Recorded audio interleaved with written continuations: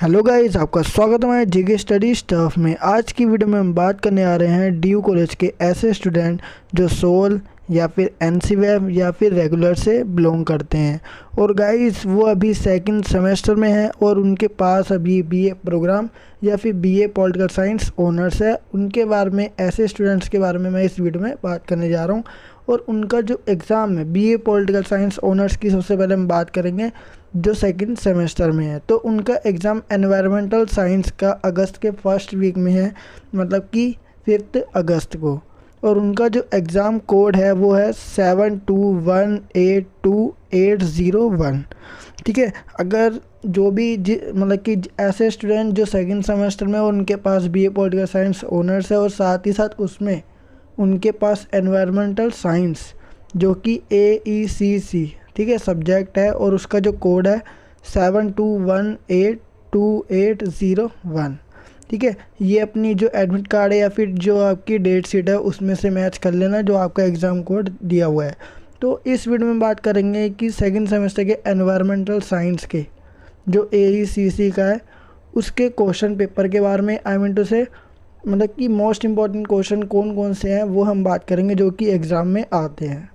तो गाइस सबसे पहले हम बात करते हैं एग्ज़ाम पैटर्न की। ठीक है, जो एग्ज़ाम पैटर्न है उसके अकॉर्डिंग आपको 4 क्वेश्चन आपके एग्ज़ाम में दिए जाएंगे और साथ ही साथ टोटल मार्क्स जो होगा, मतलब कि मैक्सिमम मार्क्स आपका होगा 100। ठीक है, 100 मार्क्स का आपका एग्ज़ाम आएगा और उसमें जितने भी क्वेश्चन होंगे वो सारे के सारे क्वेश्चन इक्वल होंगे, मतलब कि सबकी जो रेंज है मार्क्स की वो क्या होगी, इक्वल। ठीक है, और गाइस इसके साथ साथ मैं आपको एक और बात बता दूं, ये अभी अपना पिछले ईयर का ही एग्ज़ाम का जो पैटर्न है वो मैं आपको इस बार डिस्कस कर रहा हूँ, लेकिन आपके मतलब कि मेरे अकॉर्डिंग आपका जो एग्ज़ाम पैटर्न है वो चेंज हो चुका है। ठीक है, मतलब कि आपका जो एग्ज़ाम होगा वो 100 मार्क्स का तो होगा, लेकिन आपको 8 क्वेश्चन आपके क्वेश्चन पेपर में मिल जाएंगे। देन उनमें से आपको 4 क्वेश्चन करने हैं, मतलब कि 8 क्वेश्चन आपको मिलेंगे आपके क्वेश्चन पेपर में। देन उनमें से जो आपको 4 आते होंगे वो आप कर सकते हो, मतलब कि उनके आंसर आप दे सकते हो और सबके जो क्वेश्चन के मार्क्स है वो बराबर होंगे। सो गाइस सबसे पहली बात हम बात करते हैं कि कौन कौन से इंपॉर्टेंट क्वेश्चन है जो पिछली बार पूछे गए थे और इस बार आ सकते हैं। तो गाइस सबसे पहला, जैसा कि आपको स्क्रीन पर दिख रहा होगा, जनसंख्या वृद्धि से आप क्या समझते हैं? भारत में अधिक जनसंख्या के कारणों की व्याख्या कीजिए। जनसंख्या वृद्धि को नियंत्रित करने के लिए क्या कदम उठाए जा सकते हैं?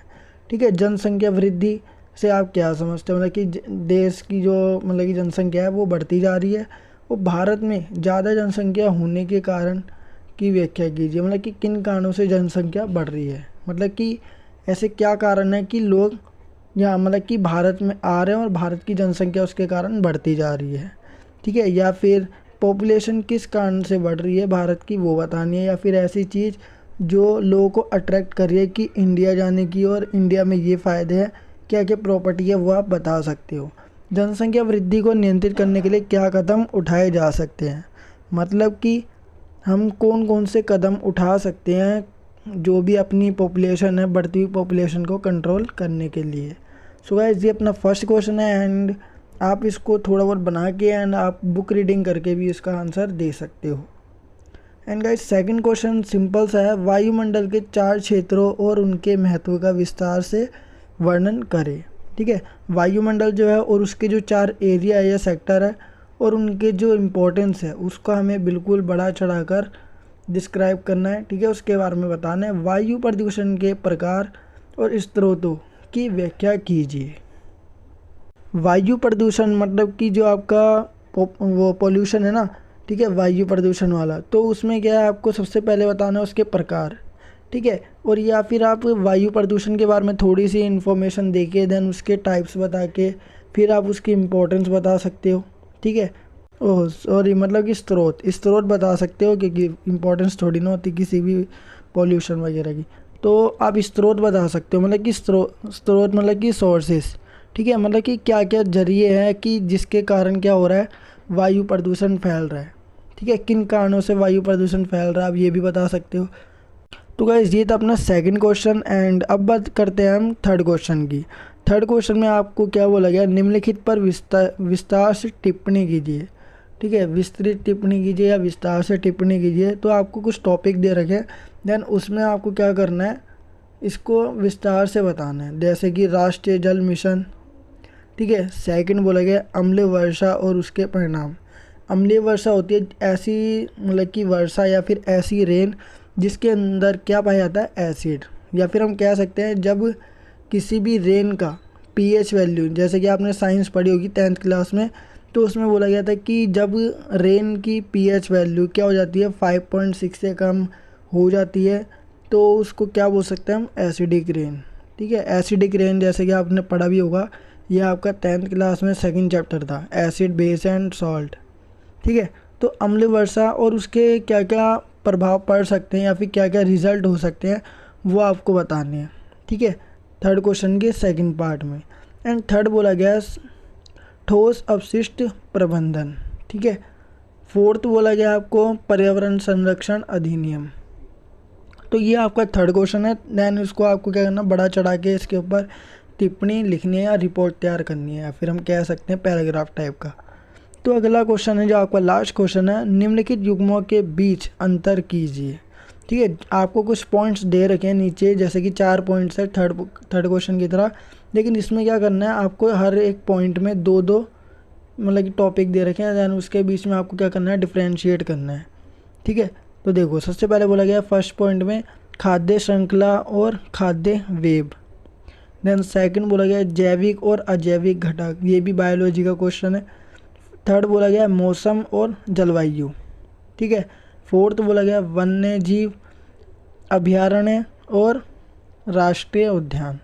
तो ये फोर्थ क्वेश्चन है, आपको क्या करना है, हर किसी के बीच में डिफ्रेंशिएट करना है। और इसको आप आसानी से कैसे कर सकते हो, इसका भी सॉल्यूशन मेरे पास है। जैसे कि पहला पॉइंट आपको बोला गया खाद्य श्रृंखला और खाद्य वेब, तो आप ये जो वाला जो आंसर है गूगल पे मतलब कि पेश कर सकते हो कि खाद्य श्रृंखला और खाद्य वेब के बीच में क्या क्या अंतर है, या फिर इसके बारे में अलग अलग इन्फॉर्मेशन कलेक्ट करके आप अपने अकॉर्डिंग लिख सकते हो। ठीक है। ऐसी मौसम और जलवायु है, जैविक और अजैविक घटक है, वन्य जीव अभयारण्य और राष्ट्रीय उद्यान। तो आप ना इसको क्या कर सकते हो, गूगल पे कॉपी एंड पेस्ट करके दैन उसके बाद सर्च करके आप उसके बारे में इंफॉर्मेशन कलेक्ट कर सकते हो और उसके बाद अपने अकॉर्डिंग डिस्क्राइब कर सकते हो। एंड गाइस जैसे कि मैंने आपको बताया कि ये अपना क्या है, एग्ज़ाम का पैटर्न एंड इम्पॉर्टेंट क्वेश्चन है आपके एनवायरमेंटल साइंस के एग्ज़ाम के लिए। और ये गाइस बीए प्रोग्राम और बीए पॉलिटिकल साइंस ऑनर्स दोनों के लिए ही बहुत ज़्यादा इम्पॉर्टेंट है।